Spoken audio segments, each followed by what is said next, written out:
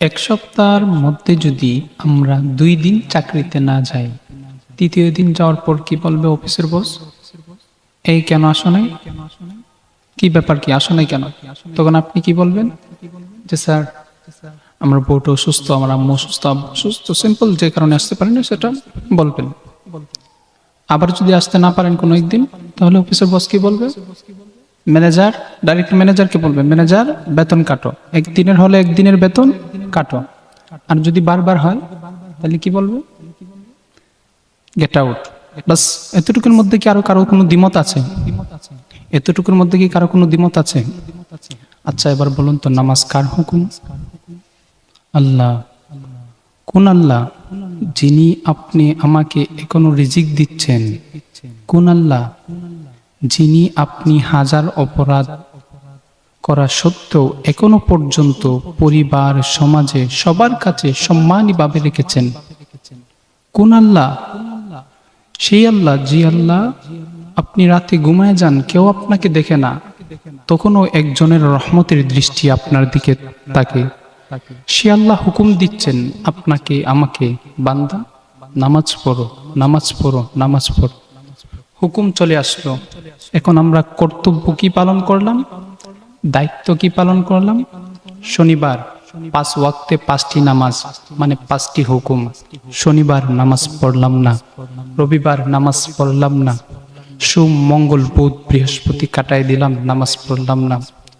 যখন শুক্রবারে জুমার দিনটা আসলো, জুমার নামাজের আজানের ধ্বনি যখন কানের মধ্যে ভেসে আসলো, তখন আপনি আমি গোসল করে পবিত্র হয়ে কাপড় চোপড় পরতে লাগলাম।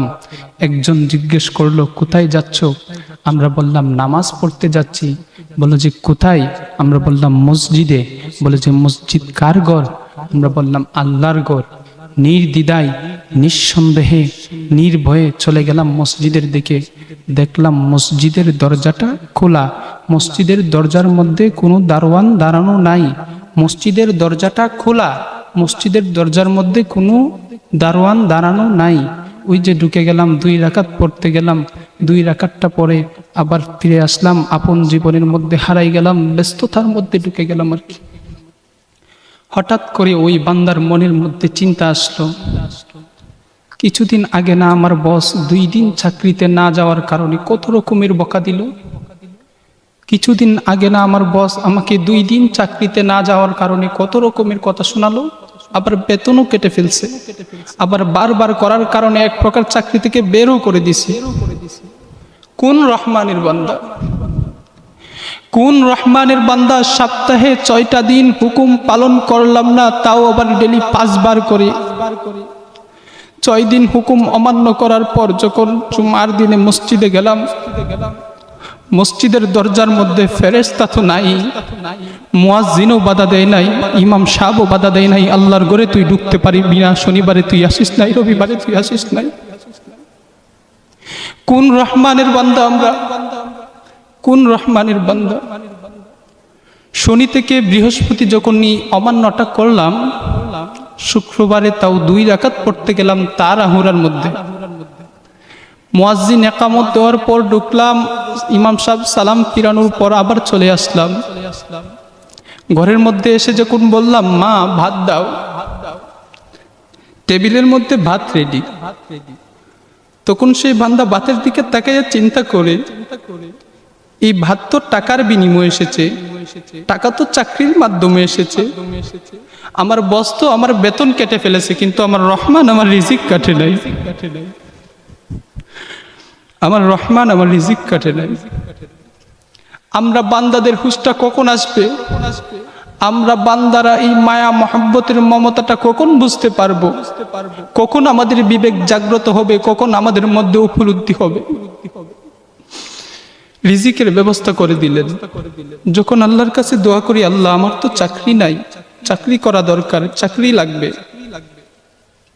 ইনকামের কোনো পথ নাই, ইনকামের কোনো পথ নাই, কিন্তু ঘরের মধ্যে কিন্তু খাবার বন্ধ হচ্ছে না, কোনো না কোনো উপায়ে কিন্তু খাবারের ব্যবস্থা হয়ে যাচ্ছে। আপনি আমি সেই আল্লাহর বান্দা, আপনি আমি সেই আল্লাহর বান্দা যিনি এখনো পর্যন্ত তার এত নাফরমান করা সত্ত্বেও, এত গুনাহ করা সত্ত্বেও এখনো পর্যন্ত আপনি আমাকে সুষ্ঠুভাবে রেখেছেন, এখনো পর্যন্ত রিজিক দিয়ে যাচ্ছেন।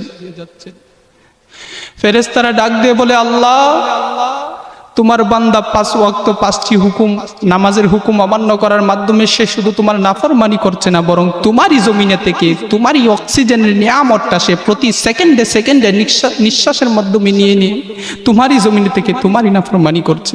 আল্লাহ আমাদের তো আর সহ্য হচ্ছে না, হুকুম একবার দাও তোমার এই নাফরমান বান্দাটাকে, তোমার এই নাফরমান বান্দাটাকে আল্লাহ জমিনের মধ্যে দুমড়ে মুচড়ে আমরা শেষ করে দিই। আল্লাহ বলে, ফেরেশতা থামো, এটা তোমাদের দেখার বিষয় নয়, এটা আমার আর আমার বান্দার ব্যাপার। এটা তোমাদের দেখার বিষয় নয়, এটা আমার আর আমার বান্দার বিষয়। তোমরা এর ভিতর আসিও না।